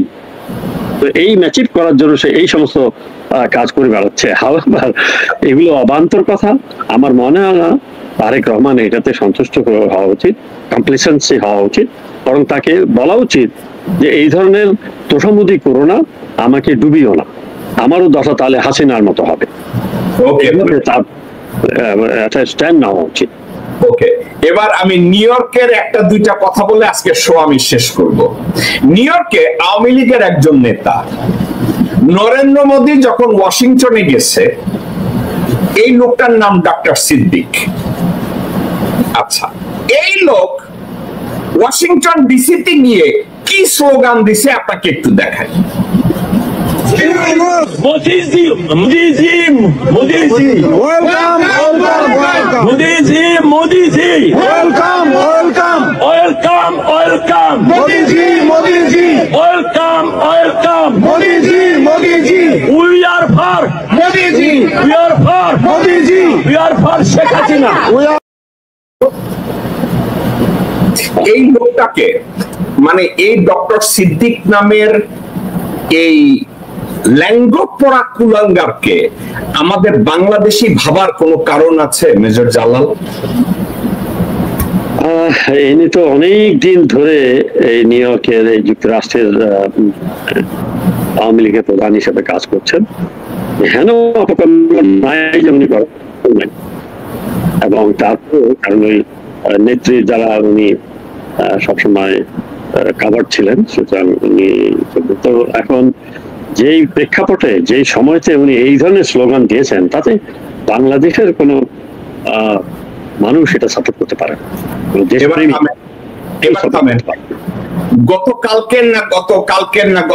গতকালকের এই লোক ডাইভার্সিটি প্লাজায় ওখানে গেছেন, যেই লোক মোদিজি মোদিজি বলছে, এই লোকের পাশে নিউ ইয়র্কের আরেকটা রিক্সাওয়ালা আছে, নিউ ইয়র্কের বিএনপি নামক এক রিক্সাওয়ালা আছে, যে বেনজির আসলে বেনজিরের পয়সা দিয়া হোটেলে নিয়ে ল্যাংটা নাচ দেখাইতে নিয়ে গেছে। এর নাম হচ্ছে রিক্সাওয়ালা গিয়াস আহমেদ। এর নাম হচ্ছে রিক্সাওয়ালা গিয়াস আহমেদ। ও হচ্ছে রিক্সা চালায় আর লেখাপড়া 10 পাস করছে। ওর বোন আমারে বলছে, ওর বোন, একটা বোন মারা গেছে, ওর বোন নিজে বলছিল তো 10 পাস, মানে ক্লাস 10-এ পড়া। এরপরে লোকজনদের দিয়ে নিজেরে বলছে হ্যাঁ এমবিএ করছে, এই করছে সেই করছে। 90-এর দশকে কোন এক সময় এই রিপাবলিকান পার্টিতে কেউ দাঁড়ায় না, তখন new York state senate election করছে। এখন তার পরিচয় কি জানেন? সব জায়গায় যাইয়া কয় আমি সিনেট ইলেকশন করছি। এখন মানুষ তো আর ঘুরে জিজ্ঞাসা করে না সিনেট কোনটা, ও এখন ভাব দেখায় যে ইউএস সিনেটে সে ইলেকশন করছে। লেখাপড়া কি 10 পাস। এখন গতকালকে ডাইভার্সিটি প্লাজায় ওই সিদ্দিক যে বলছে মোদিজি মোদিজি, ওর লাগে তো আওয়ামী লীগের সম্পর্ক ভালো, কারণ ও হাসিনার লগেও দেখা করার জন্য ঢাকায় গেছে, আওয়ামী লীগের মন্ত্রীগুলোকেও পয়সা পয়সা আড্ডা মারছে, আবার বিএনপির তারেক রহমানও টাকা দিয়া বিএনপির সেন্ট্রাল কমিটির মেম্বার হয়েছে। পয়েন্টটা কি? পয়েন্ট হচ্ছে এই, মোদিজি মোদিজি যেই লোক বলছে তার পাশে দাঁড়ায় রাজনীতি করছে করে এবং বলে যে আওয়ামী লীগ আর বিএনপির মধ্যে কোনো তফাৎ নাই। আচ্ছা, বিষয়টা যদি তাই হয়, তাইলে আওয়ামী লীগ আর বিএনপি আমাদেরকে যদি ভারতীয় বর্ষতা স্বীকার করে বাংলাদেশ শাসন করতে হয়, তাইলে আমার বিএনপির দরকার কি? তাহলে তো আওয়ামী লীগ নিয়ে আইনা বসানো উচিত, কারণ আওয়ামী লীগ বিএনপির চাইতে অনেক গুছানো। আপনার কি এটা মনে হয় না? না, অবশ্যই এখানে দৃষ্টিকোণ ভিত্তিক ডিফারেন্স আছে, এটা একই তো হতে পারে না। তাছাড়া যার সাথে সিদ্দিক সাহেব গিয়াস সাহেবের সাথে কথা বলেছে, তো গিয়াস সাহেব তো আসলে পুরো বিএনপির মূল এটাতে রিপ্রেজেন্ট করে না। বিএনপি নিশ্চয়ই এটা লাইক করবে না যে আমি আর আওয়ামী লীগ আর বিএনপির মধ্যে কোনো ডিফারেন্স নাই। এটা বিএনপির কোর মেম্বাররা এটা কখনো সাবস্ক্রাইব করবে না। আপনার কাছে কি এইটা মনে হয় না যে গিয়াস আহমেদের মতো 2 টাকার রিকশাওয়ালা বাউছলরা এরা আসলে রাজনীতি করে না, এরা করে পেশাবৃত্তি। যেই লোক মোদিজি মোদিজি বইলা স্লোগান দেয়, সেই লোকের পাশে দাঁড়াইয়া গিয়াস আহমেদ যদি দাঁড়ায় বলে আওয়ামী লীগ আর আমাদের মধ্যে তফাৎ নাই, do you see any difference between a prostitute and a political leader? Do you see anything? It's very unfortunate, আমাদের দুর্ভাগ্য এরকম হয়। আপনি অত্যন্ত ভদ্রলোক মানুষ, এত অমায়িক আর কোনো ব্যাখ্যা নাই যে আপনি এত অমায়িক। কারণ কি জানেন, আপনি আমাদের বাংলাদেশের একটা প্রচলন, এই শব্দটা আমার বোন অনেক সময় আমারে বলে আমি যেন শব্দটা উচ্চারণ না করি। আপনি বাংলাদেশি এক বেশ্যাকে দেখা বলেন এটা আনফরচুনেট যে আমাদের এই বাংলাদেশি মেয়েটা বেশ্যাবৃত্তি করে। ভাই, this is her identity, that's what she does. বেশ্যাবৃত্তি। এই গিয়াস আহমেদের মতো লোকজনরা, he talks like prostitute, he smile like prostitute, he act like prostitute, he act like $2 hubri. He is a social prostitute. He doesn't have any more identity. এটাকে আপনি unfortunate বললে আপনি normal একটা সিচুয়েশনকে, অন্য 10টা মানুষকে আপনি অসম্মান করেন।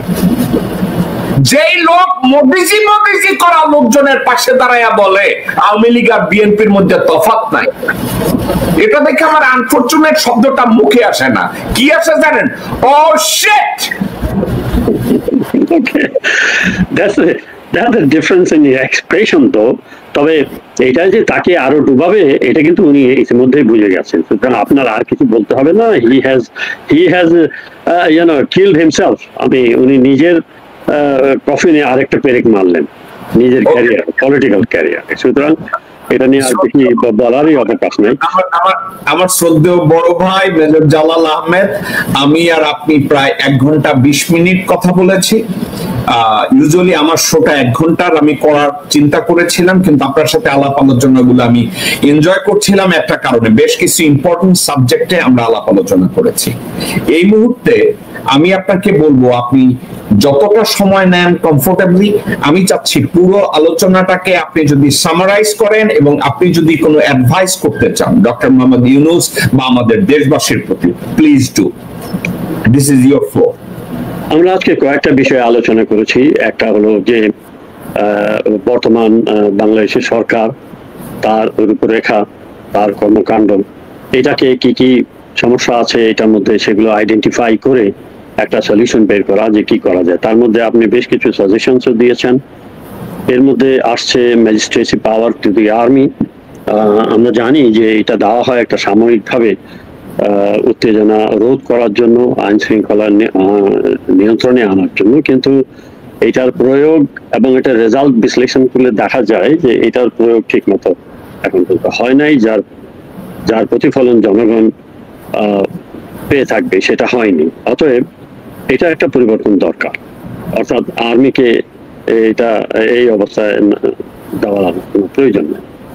দ্বিতীয় কথা হলো, আপনি ডক্টর ইউনূস স্যারকে বেশ কিছু সাজেশন দিয়েছেন কিভাবে ডিফেন্স মন্ত্রণালয়ের মধ্যে, প্রতিরক্ষা মন্ত্রণালয়ের মধ্যে নিয়ে, তো এই সাজেশনটাও একটা কার্যকর হতে পারে। আর আমি মনে করি যে আমাদের এই সরকারের মধ্যে একটা ব্রাঞ্চ থাকা উচিত যেটার নাম হবে এথিক্স অফিস।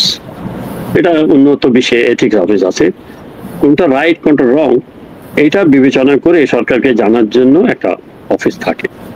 এইরকম একটা সেল ডক্টর মোহাম্মদ ইউনূস রাখতে পারেন, যে রাইট আর রংটা চিহ্নিত করে ওনাকে জানাবেন, সেই অনুসারে উনি ব্যবস্থা নেবেন।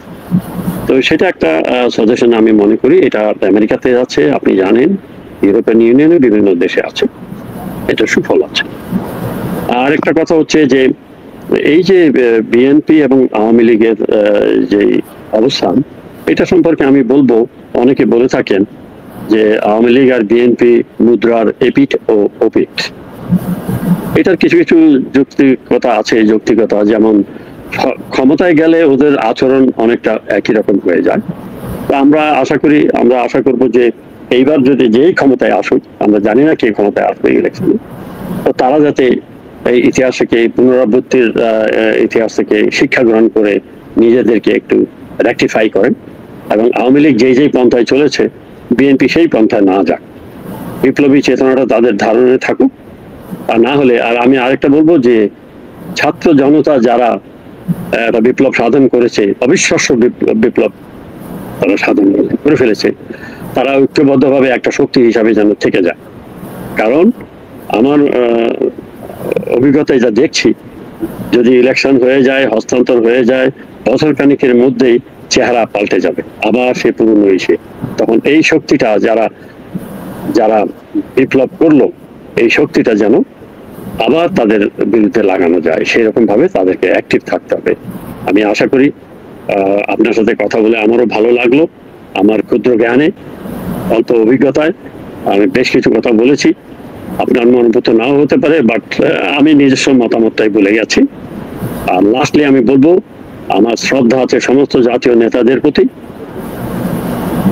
এবং শেখ মুজিবুর রহমান ওনার যে ত্যাগ তিতিক্ষার মাধ্যমে এই যে আমরা স্বাধীনতা পেলাম, সেটা অনস্বীকার্য। তবে আধুনিক রাষ্ট্র এবং পরিচালনায় যে দক্ষতা প্রেসিডেন্ট জিয়া রহমান দেখিয়েছেন, এটা আজ পর্যন্ত আর কারোর মধ্যে দেখিনি। আমার সৌভাগ্য হয়েছে টাঙ্গাইলে ব্রিগেড হেডকোয়ার্টারে চাকরির সুবাদে যখনই উনি হেলিকপ্টার নিয়ে বিভিন্ন জায়গায় বক্তৃতায় আসতেন, আমি ওখানে থাকতাম ব্রিগেড কমান্ডারের সাথে, এবং অনেকবার তার সাথে আমি সেখান করে তার সাথে লাঞ্চ করেছি, ওয়ার্কিং লাঞ্চ, এবং কথাবার্তা শুনেছি। তাতে আমি দেখেছি একটা দৃঢ়চেতা, অত্যন্ত ব্যক্তিত্ব সম্পন্ন একজন ব্যক্তি, যার নিজের কোনো লোভ, পার্সোনাল কোনো লোভ, লালসা, টাকার প্রতি মায়া বা ইত্যাদি কিছু ছিল না। আবার সেই জন্য তার প্রতি আমার শ্রদ্ধা। এবং এই বলে, এবং আপনার সাথে বিভিন্ন বিষয়ে আমার ঐক্যমত আছে। পরবর্তীতে আরো কোনো জাতীয় বিষয় নিয়ে আলোচনা হলে আমি ইনশাআল্লাহ আপনার সাথে পার্টিসিপেট করবো, আপনি আমাকে জানাবেন। এবং আমাকে প্রথমবার এই যে আপনি সকলের সামনে পরিচয় করিয়ে দিলেন, সেই জন্য আপনাকে ধন্যবাদ। আজকে আমি এখানে শেষ করছি। আল্লাহ হাফেজ। মেজর জালাল, আপনাকে অনেক ধন্যবাদ। আজকের সুচিন্তিত মতামত সহ আপনি প্রত্যেকটা বিষয় যেভাবে আপনি সুন্দরভাবে আপনি আলাপ আলোচনা করেছেন, কথা বলেছেন, আমি অনেক কৃতজ্ঞ। আমার দর্শকরা আপনার প্রতি অনেক সন্তুষ্ট। অনেকে আবার এই মন্তব্য করছে যে আপনি থাকায় আমি বোধহয় চিল্লাচিল্লি একটু কম করছি। That's great. প্লেস করতে পারলেই হলো যে কোনো ভাবে। জি, আপনার সাথে আবার ইনশাল্লাহ আমরা আবার অন্য বিষয়ে খুব তাড়াতাড়ি আবারও কথা বলবো ইনশাল্লাহ। আপনার মতো মানুষ কথা বলবে, আমি এই ধরনের ইনভাইট করি জালাল সাহেব, আমি অনেককেই বলি যে আসেন কথা বলেন। দেশের এই মুহূর্তে আমরা যদি কথা না বলি, আর এই বয়সেও যদি আপনারা কথা বলতে না পারেন, আর কবে বলবেন? কবরে গিয়ে ওই জেনারেল হারুনের মতো? এভাবে তো হবে না। ওকে ভাই, অনেক মেহেরবানি। এবার আমি সামারাইজ করব, আপনি থাকতে চাইলে আমার সাথে থাকতে পারেন ইনশাআল্লাহ। আমার সামারাইজেশনের পরে আমরা শেষ করব। জি ইনশাআল্লাহ। দর্শকবৃন্দ, এই ছিল আমাদের শো। আমি মেজর জালাল সম্পর্কে আপনাদেরকে আগেই বলেছি, ভদ্রলোক, ওনাকে আমি সম্মান করি কয়েকটা কারণে। তার ভিতরে একটা হচ্ছে ওনার চিন্তা করার একটা অ্যাবিলিটি আছে, এবং চিন্তা করার জন্য প্রত্যেকটা মানুষের রিসোর্স দরকার, এডুকেশন দরকার, স্টাডি দরকার। এই ভদ্রলোকের এগুলো আছে, লেখাপড়া করেন, বুঝেন। এবং আরেকটা সাবজেক্ট আমি দেখছি, ভদ্রলোক অত্যন্ত প্যাশনেট আমাদের দেশের প্রশ্নে এবং আমাদের দেশের মানুষের প্রশ্নে। আমি যেমন মুখের দিকে কোন মানুষের কুত্তা ব্যবহার দেখলে বইলা ফলাই, শালা কুত্তার বাচ্চা, ওই ভদ্রলোক এটা বলে না। অত্যন্ত জালাল ভাই তার স্বভাব সুলভ ভঙ্গিতে চেষ্টা করে একজন মানুষকে মানুষ হিসাবে ট্রিট করার জন্য। এর অর্থ এটা না যে আমি করি মানুষ হিসাবে ট্রিট করি না, আমিও করি, কিন্তু এই সুযোগটা আমাকে অনেকে দেয় না। যে বিষয়গুলো নিয়ে আমরা আজকের কথা বলেছি, ম্যাজিস্ট্রেসি পাওয়ার। দর্শকবৃন্দ, ডে ওয়ান আমি বলেছি কনস্টিটিউশনকে অ্যালাইভ রেখে ম্যাজিস্ট্রেসি পাওয়ার যখন আর্মিকে দেওয়া হয় তাহলে ভায়োলেশন অফ কনস্টিটিউশন। এই কথাটা আমি ডে ওয়ান আমি বলে আসছি, হয় কনস্টিটিউশন অনুযায়ী চালাও নতুবা কনস্টিটিউশনকে ডিসলভ করো ফর দ্য টাইম বিং। দুইটা একত্রে চলবে না, because giving magistracy power to the armed forces service violate existing constitution। এক। দুই, ওয়াকার অত্যন্ত চতুরতার সাথে তাকে দিয়ে এই ম্যাজিস্ট্রেসি পাওয়ারটা নেওয়াইছে এই জন্য যাতে সে ডক্টর মোহাম্মদ ইউনূসকে আইসোলেটেড করতে পারে। কারণ বাংলাদেশের বিচার ব্যবস্থা without the cooperation of police, without the cooperation of intelligence, without the cooperation of home ministry, Yunus সাহেব কিছু করতে পারবে না। ইউনূস সাহেব হবে তখন ঢাল নাই, তলোয়ার নাই, নিধিরাম সর্দার। উনি নামকা ওয়াস্তে তত্ত্বাবধায়ক সরকার প্রধান, অথচ কোন এক্সিকিউটিভ পাওয়ার তার হাতে নাই যে ইমার্জেন্সি কোনো কিছুকে উনি ফেস করতে পারে। আমি আপনাকে বলি, গড ফরবিড, সচিবালয়ে আগুন লাগছে, ডক্টর ইউনূসকে কেউ ফোন করে বললো ডক্টর ইউনূস ওখানে আগুন লাগছে, ডক্টর ইউনূস আস্তে করে বলবে এটা তো আমি দেখি না, এটা তো হোম মিনিস্ট্রি দেখে। তাহলে হোম মিনিস্ট্রিতে কে আছে? হোম মিনিস্ট্রিতে যেই থাকুক, হোম মিনিস্ট্রির ইনচার্জ হলো ওয়াকারুজ্জামান। তাহলে ডক্টর ইউনূসের কাছে আছে কি? সীমান্তে ভারতীয় সোলজাররা 10 জন বাংলাদেশিরে মাইরা ফেলাইছে, ডক্টর ইউনূসকে জানানো হইলো ডক্টর ইউনূস সীমান্তে তো 10 জন মানুষকে মেরে ফেলছে। উনি তাড়াতাড়ি বলবে বিজেপিকে ডাকো, বিজেপির প্রধানকে কল করো।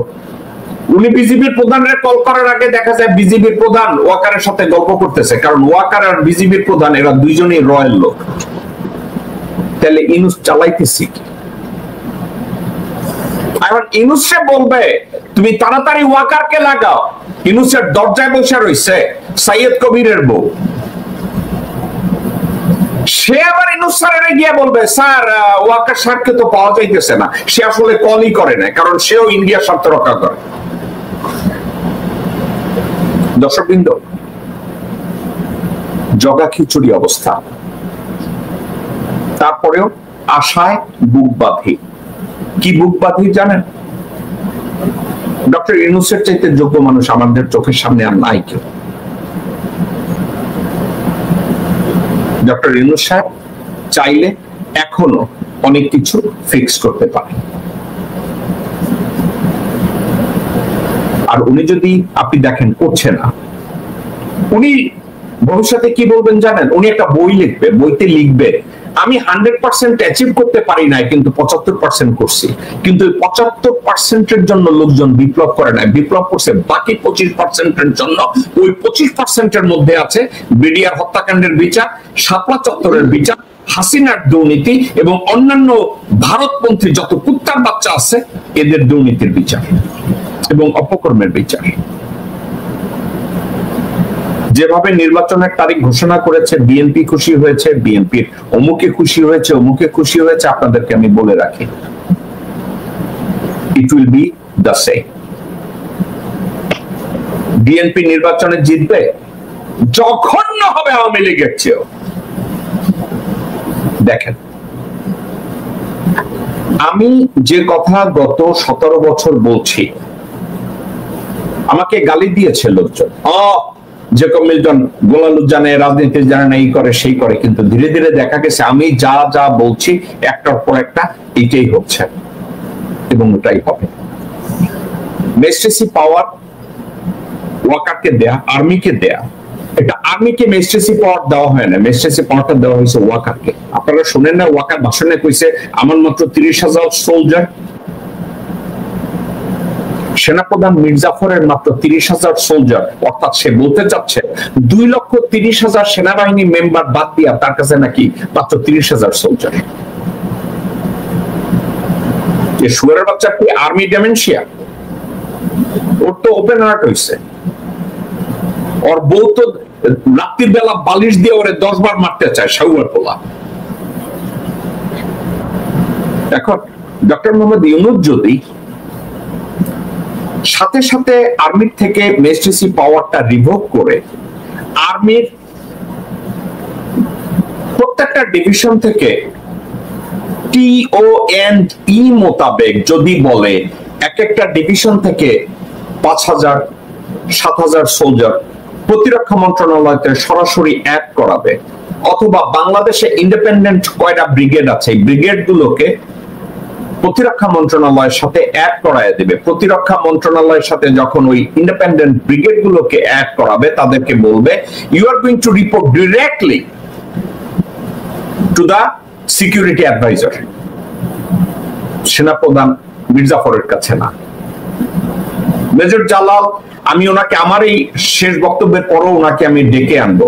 আমি যা কিছু বলছি এগুলো আর্মির প্রোটোকল, কারণ ইন্ডিপেন্ডেন্ট ব্রিগেড গুলো ডিভিশনের আওতায় থাকে না, এরা সরাসরি সেনাপ্রধানের কমান্ডে থাকে। এখন প্রতিরক্ষা উপদেষ্টা অথবা প্রতিরক্ষা মন্ত্রীর ওই ক্ষমতা আছে ওই ইন্ডিপেন্ডেন্ট ব্রিগেড গুলোকে প্রতিরক্ষা মন্ত্রণালয়ের আওতায় সরাসরি এনে বলা যে তোমরা সরাসরি প্রতিরক্ষা মন্ত্রণালয়ের দায়িত্বে নিয়োজিত যে উপদেষ্টা আছে তার কাছে রিপোর্ট করবা। এতে মিলিটারি আইন ভঙ্গ করা হয় না, প্রোটোকলও ভঙ্গ করা হয় না। এটা যদি করে এবং স্বরাষ্ট্র মন্ত্রণালয়কে সরাসরি জাহাঙ্গীরকে, লেফটেন্যান্ট জেনারেল জাহাঙ্গীরকে যদি প্রতিরক্ষা মন্ত্রণালয়তে অ্যাটাচ করে বলা হয় স্বরাষ্ট্র মন্ত্রণালয় প্রতিরক্ষা মন্ত্রণালয়ের সাথে আন্ডারে থাকবে এবং এরা একত্রে কাজ করবে। বিজিবিকে প্রতিরক্ষা মন্ত্রণালয়ের অধীনে নিয়ে আসবে, পুলিশকে প্রতিরক্ষা মন্ত্রণালয়ের আওতায় নিয়ে আসবে। এখন সবাই বলবে 84 বছর বয়সের ইউনূস এগুলা কি ম্যানেজ করতে পারবে? পারবে, কারণ উনি অত্যন্ত পড়ুয়া, অত্যন্ত জ্ঞানী, উনি সবকিছু জানেন। পাশাপাশি ডক্টর খলিলের মতো লোক উনি একটা রাষ্ট্র সামলানোর ক্ষমতায় রাখে, কারণ উনি যখন জাতিসংঘের দায়িত্ব পালন করেছে উনি এর চেয়েও বড় দায়িত্ব পালন করেছেন। একটা পজিটিভ দিক হবে ওয়াকারের কাছ থেকে যদি ম্যাজিস্ট্রেসি পাওয়ারটা নিয়ে যাওয়া হয় ওই ইনফ্লাক্স ওখানে তৈরি হবে, ওয়াকার বুঝবে তার গেম শেষ। এটা যদি ওখানে করে একটা ব্যালেন্স চলে আসবে, ওয়াকারের আর সামর্থ্য থাকবে না ডক্টর মোহাম্মদ ইউনূসের অথরিটিকে চ্যালেঞ্জ করার। আরো একটা কথা, ইউটিউবে অনেক লোকজনরা যারা ভিডিও বানায়, আমি যে বিষয়গুলো নিয়ে কথা বলছি এগুলো নিয়ে কথা বলার মতো ক্ষমতা বা যোগ্যতা তাদের নাই। আমি ঠান্ডা মাথায় বলছি, পিনাকি, নিউ ইয়র্কের হিরো আলম ইলিয়াস এবং কনক, এদের কারো আপনি এদেরকে নিয়ে এসব বিষয়ে কথা বলতে বলেন, এরা কথা বলবে না। এরা বসুন্ধরা শাহ আলমের কাছ থেকে মাসে 1 কোটি টাকা পাইয়া এরা তিনজনই সন্তুষ্ট। পিনাকিও সন্তুষ্ট, কনকও সন্তুষ্ট, ইলিয়াস তো আগেই সন্তুষ্ট। যে বিষয়গুলো নিয়ে আমি কথা বলি এই বিষয়গুলোর উপরে তারা ফোকাস করবে না। আপনাদেরকে ঠান্ডা মাথায় আরো একটা কথা বলি, আর্মিকে যদি ম্যাজিস্ট্রেসি পাওয়ার দেওয়া না হতো ওয়াকার জীবনেও ডক্টর মোহাম্মদ ইউনূসের অথরিটিকে চ্যালেঞ্জ করার সাহস পাইত না। এবং সেনাপ্রধান মির্জাফর ইচ্ছা করেই ইসকনের যে আন্দোলন করেছে ঢাকায় ওই ইসকনের আন্দোলনটাকে প্যাট্রোনাইজ করছে সে এবং ভারতীয় হাই কমিশনার। আনসার ভিডিপির যে আন্দোলন হয়েছে এটাকেও পিছন থেকে সাপোর্ট দিচ্ছে সেনাপ্রধান নিজে, এবং ওই সময় আনসার ভিডিপির যে প্রধান ছিল সে। সচিবালয় যে বিপ্লব হয়েছে এর পিছনে ছিল সেনাপ্রধান মির্জাফর। অর্থাৎ বাংলাদেশে এবং ইনক্লুডিং গোপালগঞ্জের ইনসিডেন্ট প্রত্যেকটার সাথে সেনাপ্রধান মির্জাফর অঙ্গাঙ্গী ভাবে প্রত্যক্ষ এবং পরোক্ষভাবে জড়িত। এখন এতগুলো কথা বলার শেষে আপনারা নিশ্চয়ই জানতে চাচ্ছেন আমি ডক্টর মোহাম্মদ ইউনূসের জুলাই সনদ নিয়ে কি ভাবছি। জুলাই সনদে উনি যা বলেছে তা সবগুলোই আপেক্ষিক। কেন জানেন? যেগুলো ভাইটাল 25%, ওটা নিয়ে উনি কথাই বলে নাই। এর অর্থ কি জানেন? যেমন ছিলে। আর্মিতে একটা কমান্ড আছে, আরামে দাঁড়াও, তারপরে আবার বলে যেমন ছিলে, সাবধান, যেমন ছিলে। বাংলাদেশের অবস্থা যেমন ছিলে। ডক্টর মোহাম্মদ ইউনূস বলবে আমি যতদিন আছিলাম আমি তো 70% ঠিক করে গেছি। আরে ভাই, 30% যেটা রাষ্ট্রের অবকাঠামো ওটা নিয়ন্ত্রণ করছে ওয়াকার, আর আপনি ওয়াকারকে চ্যালেঞ্জ করে ওই ক্ষমতাটাকে আপনি কনসলিডেট করতে পারেন নাই। দেশের 80% 90% লোক আপনাকে সমর্থন দেওয়ার পরেও। অনেকে বলছে বিদ্যান লোকরা, যোগ্য লোকরা ভালো ম্যানেজার হয় না। ডক্টর ইউনূস আপনিও তা প্রমাণ করছেন। কি আর বলার?